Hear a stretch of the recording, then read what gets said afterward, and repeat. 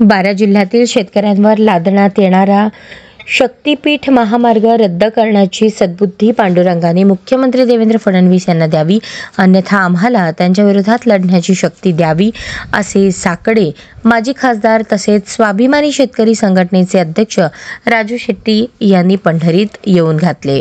शक्तीपीठ महामार्गाला सांगली व कोल्हापूर जिल्ह्यातून मोठा विरोध होत असून यासाठी विविध आंदोलने केली जात आहेत. आषाढी वारीच्या पार्श्वभूमीवर राजू शेट्टी, खासदार प्रणिती शिंदे, आमदार सतेज पाटील यांच्यासह शेतकरी पदाधिकारी यांनी पंढरीत येत संत नामदेव पायरी येथे विठुरायाला साकडे घातले. यावेळी राजू शेट्टी, सतेज पाटील यांनी वारकरी फेटा, कपाळी गंध, बुक्का, हातात वीणा व टाळ घेतला होता, तर प्रणिती शिंदे यांनी देखील गळ्यात टाळ घेऊन शक्तीपीठाविरोधात घोषणाबाजी केली.